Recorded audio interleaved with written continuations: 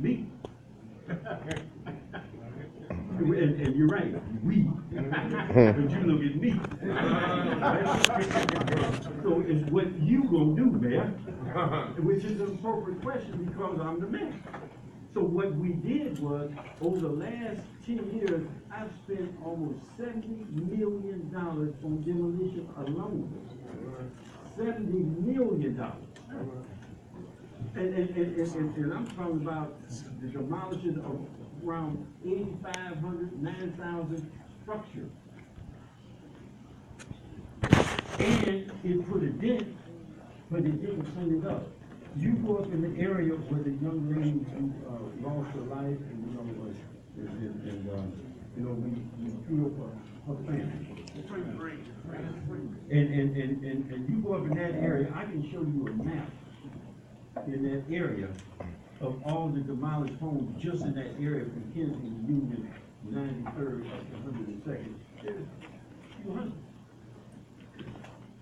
So there's been a constant effort on this thing, but we have not been able to come out of it. Now, we're nowhere near what it was, but there's still problems. Now, what we're doing and how we intend to address it going forward is to continue the demolition into this year's enhanced budget. I put $5 more million in it. I put $5 more million in it.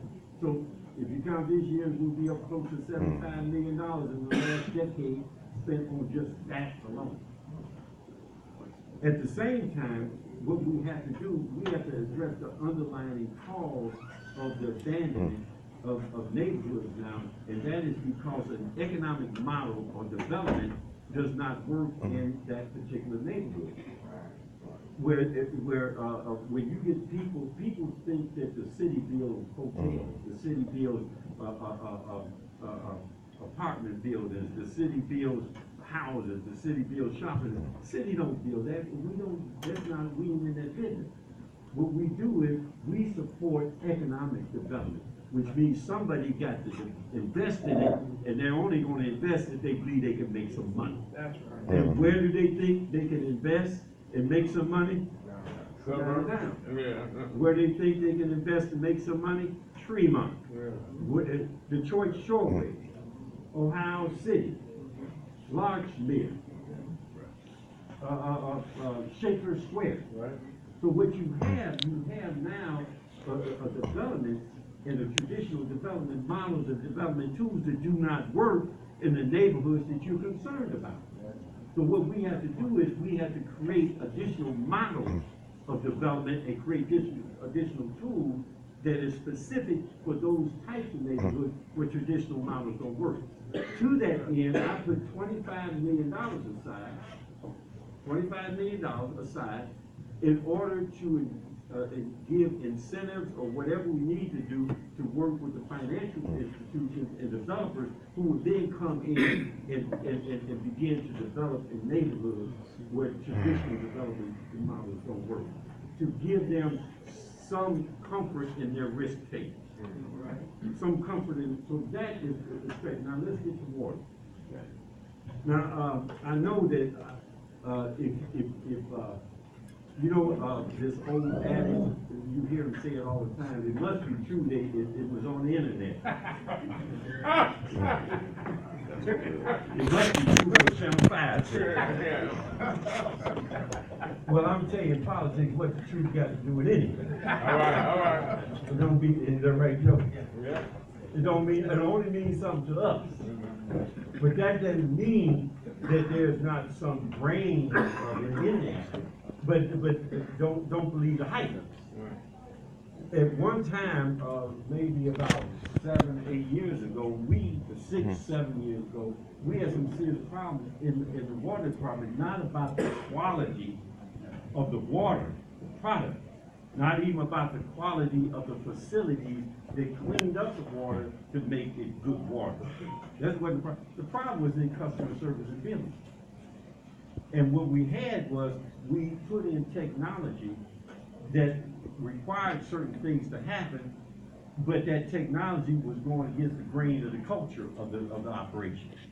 So rather than, give you an example, if our policy was, don't send any more than 2 estimates, because if you send estimates for a year, sooner or later, when they actually read the meter, you're gonna have a huge water bill, right?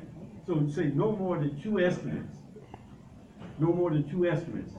And so what the technology would do, it would not send the estimate out, kick it up, and then what the culture was supposed to do was to go out and read the doggone meter. So what the culture did is tweak the technology to go in line with it, rather than it following the technology. So we corrected that. We got rid of people. We did some things. We moved that around. So now you do not get all these estimates all the time. And one of the reasons you don't get the estimate is because we spent several $1 million on an automatic meter reading system that automatically reads the meter. We don't even have to send a meter reader out there. And in some cases, it will notify you if you have unusual spikes in the use of your water, so that you can look and say, hey, what's going on? I may have a leak here, or my toilet may be running, because I know I live in an old house, and when it get cold, I got to leave the water running in the kitchen or the freezer. So they send me a notice, say, hey, your water, you got an unusual spike in your water. Yeah, because I got to leave the water running. You see? And so we corrected the billing side. Now we have to deal with customer service, because there's nothing worse than talking to a rude customer service. You gotta answer the phone. You gotta answer the phone in a reasonable number of rings, and then when you answer, you get it, what you want. Yeah. Why you call? You're right about it, Frank. Got him down there too. You can't have that. No, you can't. And I just had this conversation with the director yesterday in cabinet, and he's weeding that out, because I know he's met with several of them. Right. And you talked about it, so you believe it.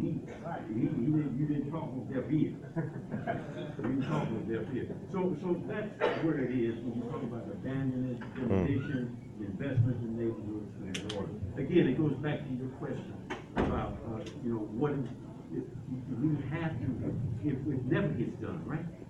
It's always a work in progress. But you have a goal, you have a purpose, and you move towards that. Thank you, Mr. Mayor. Come on, he answered our question. Give him a big hand.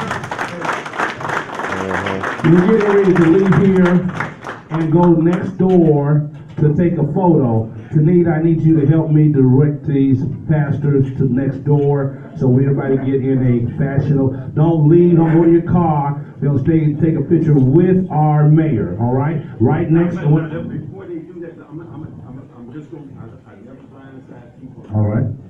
I always give you the respect, to tell you the truth. I'm going to use this picture. All right. I'm going to tell you that. I'm going to use this picture. When you take this picture, just know that you may see your face somewhere on it.